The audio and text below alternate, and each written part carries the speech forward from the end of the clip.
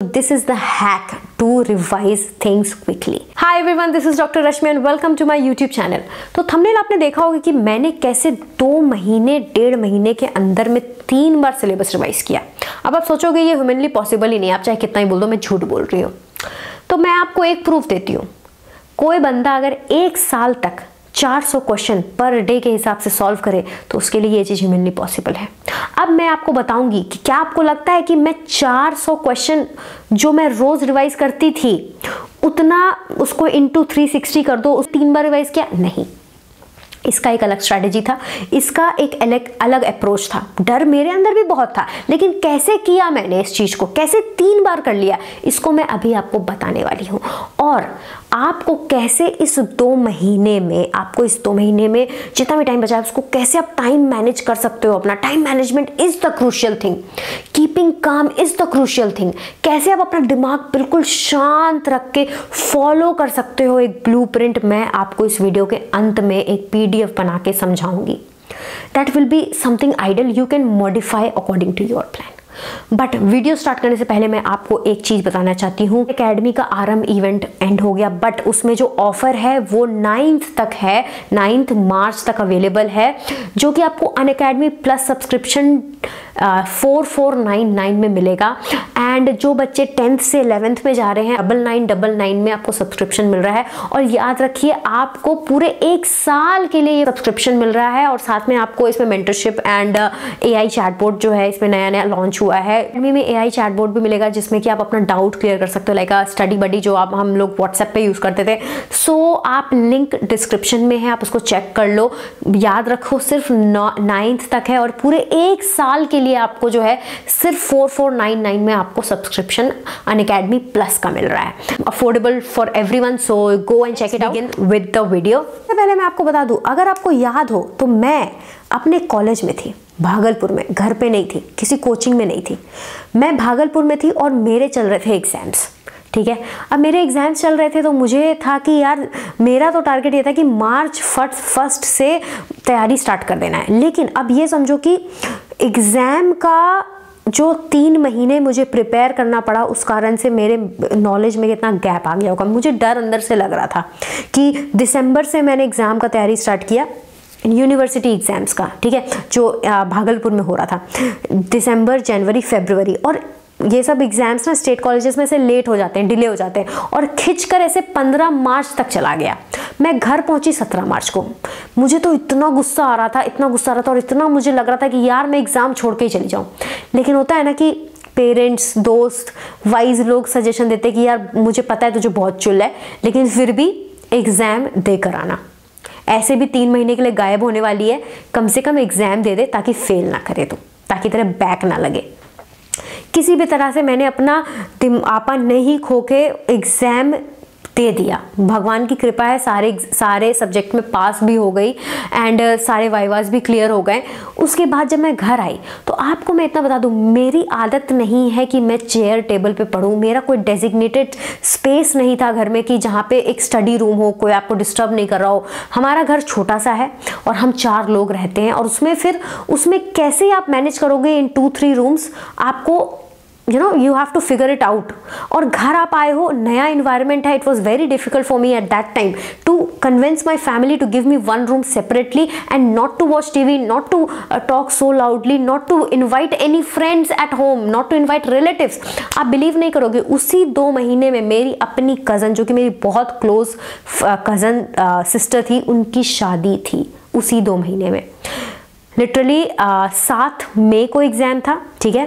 15 मार्च को एग्ज़ाम मेरा ख़त्म हुआ था, 17 को मैं घर आई थी, 5 मई को मेरी दीदी की शादी थी। सब चीज़ मैंने मैनेज किया। This was all because of a lot of practice in the previous years, ठीक है। अब देखो आपको लगेगा यार ये ह्यूमनली पॉसिबल ही नहीं है, लेकिन ये इसीलिए पॉसिबल था क्योंकि जो मैंने टाइम इन्वेस्ट किया था खुद के ऊपर। आपको वो दिन याद होगा जब मैंने आपको बताया था कि एक दिन में 1 क्वेश्चन भी नहीं सॉल्व होते थे, उससे जाकर ऐसा टाइम आ गया था कि एक दिन में 400 क्वेश्चन सॉल्व होते थे। और उसके बाद इस लेवल पे आई मैं कि 1 महीने में पूरा सिलेबस रिवाइज करो, ऐसा नहीं फाकी मार के नहीं, ढंग से। अब इसका ये था, पहले ऐसे मैंने ऐसे डिसाइड नहीं किया था कि पूरा सिलेबस मैं 3 बार रिवाइज कर लूंगी, हो गया अपने आप। अब देखो, अगर आपने एनसीईआरटी कम से कम 100 बार पढ़ रखा है कि आपकी एनसीईआरटी फट जाए, मेरी इतनी फट गई थी कि मुझे नई एनसीईआरटी खरीदनी पड़ी थी, मैंने इतने बार पन्नों को पलट लिया था, ठीक है। तो मैंने नई एनसीईआरटी थी, अब उसमें अपना दिमाग लगा ही सकते हो, मैंने जो रिवर्स टेक्निक जो आपको मैंने बताया है एनसीईआरटी को पढ़ने का, मैंने वही टेक्निक लगा के एनसीईआरटी में रोज कम से कम 2-3 चैप्टर कवर कर लेती थी। बायो तो इस तरह से हो जाता था, तो और कुछ नहीं, क्योंकि आपने अगर इतनी बार पढ़ लिया तो आपको ना ऐसे फोटो छप जाता है कि कहाँ पे क्या लिखा है, ठीक है। बायो तो ऐसे इजीली रिवाइज हो जाता था। दूसरी चीज, मुझे पता था मेरे वीक पॉइंट्स कहाँ पे, तो उस चैप्टर को मैं जान के उसी दिन सुबह भी और शाम में भी रिवाइज करती थी, ताकि वो चीज उसी दिन खत्म हो जाए। फिजिक्स केमिस्ट्री सबके बारे में मुझे पता था मेरे वीक पॉइंट्स कहाँ पे हैं, तो पहले मुझे उसको खत्म करना है ताकि मेरा माइंड फ्री हो जाए, ताकि हो ना ऐसे काट देना है, काटते चलना है। और इवन मैंने अपने फ़ोन में भी एक टाइमर लगा के रखा था कि 21 दिन बचे, 22 दिन बचे, नीट में 21 दिन बचे हैं और एम्स में 29 डेज बचे हैं, मुझे ऐसे कुछ याद है, 29 या 39 ऐसे कुछ था, कुछ 21 दिन का फ़र्क था दोनों एग्जाम में। तो मैंने वही किया था कि मैंने टफ चीज़ों से स्टार्ट करा था, ठीक है। जिस दिन आप बहुत एंथुसियास्टिक हो, एकदम अच्छे हो, लाइक भगवान का ऐसा शुक्र था कि मैं माइंड से बहुत ज़्यादा स्ट्रांग थी उस समय कि मुझे करो या मरो वाली सीन है। अगर नहीं पास किए, ठीक है, अगर नहीं एम्स निकला, अगर नहीं नीट निकला, तो यहाँ कॉलेज में बैक लगेगा, क्योंकि आप 3 महीने की छुट्टी मार रहे हो, है ना। और अगर निकल गया तब तो फिर बल्ले बल्ले है ना। तो मुझे तो इसी पर जाना है, उस पर जाना ही नहीं है। ये था करो या मरो वाला, इज्जत डूबने वाली थी, ठीक है। तो यहाँ पर जब ये वाला सीन था, तो ऐसा नहीं कि मैं दिन रात एक कर रही थी, मैं रात में ढंग से सोती थी 2 बजे, किसी दिन 2 बजे, किसी दिन 4 बजे, और ढंग से उठती थी, और खाना बहुत ही सादा खाती थी, ठीक है। ये बहुत इंपॉर्टेंट है। अपने घर में सबको बोल के रखा था कि प्लीज डिस्टर्ब मत करो, ऑल्दो उनको समझने में टाइम लगा था, 1 महीना लग गया था उनको समझने में, और literally I had to fight for it. आप सोचोगे आप उस समय रोगे अगर कि आपकी फैमिली आपको सपोर्ट नहीं करी, that won't help. You have to take action as quickly as possible, you have to make them understand, चाहे जो भी हो। You have to make your parents, your friends, और whoever is involved living with you during your preparation, you have to make them understand what you need. You have to be very clear, very exact, very specific that what you need. अगर आपको वो मिल रहा है जो आपको जरूरत है, तो उसके बाद आप डिस्ट्रैक्ट नहीं होगे। अगर आपकी फैमिली आपको सपोर्ट कर रही है, तो आपने जो टारगेट किया वो आप अचीव कर पाओगे बहुत ही इजीली, ठीक है। अब देखो, घर में ये भी देखो, शादी का भी माहौल है, ठीक है। तो मैं, आप बिलीव नहीं करोगे, मैंने फ्री टाइम में पता है मैं क्या करती थी, फ्लिपकार्ट से यार मैंने लहंगा भी मंगा लिया था उसी बीच में। और शादी में तो मैं नहीं गई थी, शादी में लिटरली 5 मई को था, तो दूसरे दिन ट्रेन था, तो लिटरली मैं गई थी 1 घंटे 2 घंटे के लिए, सज सवर के। वो था ना कि मतलब इतना हो गया था कि यार प्रिपरेशन तो जो हुआ सो हुआ, अपनी बहन की शादी है तो यार चले जाओ। तो ये वाली शादी वाली बात तो चलो अलग है, बट यहाँ पे 3 बार रिवाइज करने की। आपको मैंने बताया बायो में 1 दिन में कम से कम 2-3 चैप्टर कवर कर लेती थी। फिजिक्स केमिस्ट्री के साथ ऐसा सीन था कि मैंने आपको बताया कि कैसे मैं 400 सवाल 1 दिन में सॉल्व करती थी। तो ऐसा नहीं है कि मैं 400 सवाल के सारे सवाल को मैं रिवाइज कर रही हूँ अपने रिवीजन टाइम में से पीक टाइम में, सिर्फ PYQs और जो मॉड्यूल्स थे उसमें कुछ क्वेश्चंस थे जो मैंने ऐसे गोले लगा के रखे थे कि इसका कॉन्सेप्ट मुझे एक बार रिवाइज करना है। क्योंकि आप जब आप इस पॉइंट पे हो ना कि आपको अब एग्जाम देने जाना है, तो आप क्वेश्चंस नहीं रिवाइज करते हो, आप क्वेश्चंस के थ्रू कॉन्सेप्ट को रिवाइज करते हो। अगर इस अप्रोच से आप क्वेश्चन सॉल्व करोगे कि हर क्वेश्चन आपको एक कॉन्सेप्ट सिखाएगा, ताकि उस कॉन्सेप्ट से कोई भी दूसरा क्वेश्चन आए तो आप सॉल्व कर लो। क्योंकि to be honest question repeat नहीं करते हैं, हाँ, लेकिन जेई मेंस के क्वेश्चंस रिपीट करते हैं। जो ही जेई मेंस के क्वेश्चंस आते हैं वो आपके एम्स के एग्जाम में, आपके नीट के एग्जाम में आ सकते हैं डिट्टो। तो मैंने जेई मेंस का भी किताब खरीद लिया था और उसके फिजिक्स और केमिस्ट्री का 10 साल का पेपर पूरा सॉल्व कर लिया था। उससे मेरा ये हुआ कि बहुत शार्प हो गया और मतलब कॉन्सेप्ट, ठीक है। तो मैं हमेशा ये ध्यान रखती थी कि जब मैं सॉल्व कर रही हूँ तो मैं क्वेश्चन याद नहीं करूँ, वैल्यूज याद नहीं करूं, मैं ये समझू कि यहाँ पे फॉर्मूला क्या लगा, मेरा दिमाग क्या लगा, यहाँ पे आंसर से मुझे मतलब नहीं है, मुझे मतलब ये है कि मैं यहाँ तक पहुंची कैसे, सिर्फ मैं इस चीज को रिवाइज करती थी। तो पूरा सॉल्व करने की जरूरत नहीं है आपको सिर्फ ये देखना है कि ये चीज सॉल्व कैसे होगा। तो आप सोचो कितना टाइम आपको बच रहा है। आप देखो ये सब ना जो कैलकुलेशन में टाइम लगता है ये सब पहले कर लेना होता है।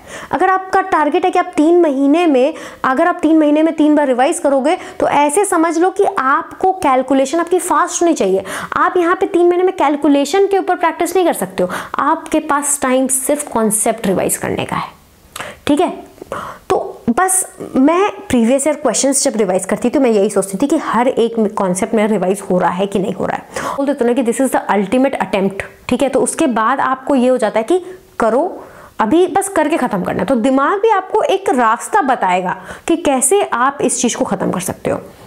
ऑल्दो मेरा टारगेट सिर्फ ये था कि मैं एक ही बार रिवाइज करूं, लेकिन एक बार रिवाइज करने में मुझे 1 महीना लगा, 1-1.5 महीना, मतलब कि ऐसे लग गया था कि पहले 45 डेज ऐसे लगे मुझे कि मैं पूरा एक बार ढंग से रिवाइज करूं।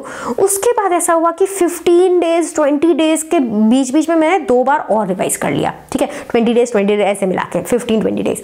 तो जब आप 1.5 महीने में अगर आप पूरा सिलेबस रिवाइज कर लेते हो ना एक बार, तो एक ऐसी स्पीड आपके अंदर आ जाती है कि आप उसके बाद और ज़्यादा आप एक्सपोनेंशियल हो जाते हो अपने स्पीड में। तो आप अगर इस अप्रोच को समझ रहे हो कि आपको कॉन्सेप्ट रिवाइज करना है, आपको क्वेश्चन नहीं रिवाइज करना है, तो आप समझ लो this is the hack to revise things quickly. किताब में ही सारी चीज़ें लिखती थी और कोई अलग से कॉपी रखती थी रफ वर्क करने के लिए, लेकिन किताब ही मतलब कि गीता थी कि बस इसी में सब कुछ है, इसी में सब, यही मुझे इसी का मेमोरी, इसी का जो विजुअल मतलब इमेज है एग्जाम में लेकर जाना है, ठीक है। कि मैंने क्या दिमाग लगाया था, इस पन्ने में क्या दिमाग लगाया था, इस पन्ने में क्या दिमाग लगाया था। अब देखो इतना जीनियस तो मैं हूं नहीं कि मैं एक बार रिवाइज करके, आधे बार रिवाइज करके मैं एम्स क्रैक कर लूँ। इतनी सच्चाई तो मुझे अपने बारे में पता थी। कुछ लोग होते हैं जीनियस की पढ़ते 50% उनको आता है 150%। मैं ऐसी स्टूडेंट हूँ 100% उसको आता है, याद रहता है 50%, टू बी ऑनेस्ट। इसलिए मुझे अपना 200% देना है ताकि मुझे कम से कम 80% याद रहे। तो अगर आप भी वैसे स्टूडेंट हैं तो आप भी समझ लो आपको भी इसी तरह से रिवाइज करना है। You have to be super aggressive in your preparation, ठीक है। एक लिमिट क्रॉस कर देनी है जो आप भी नहीं सोच सकते थे कि आपसे हो पॉसिबल है। ऐसा हैक था, अगर आपको समझ में आ गया 3 महीने में कैसे सॉल्व करना है। इसी के साथ आते हैं टाइम टेबल के ऊपर। फटाफट से देख लीजिए आपको कैसे चलना है, आपको अपना दिन कैसे स्टार्ट करना है।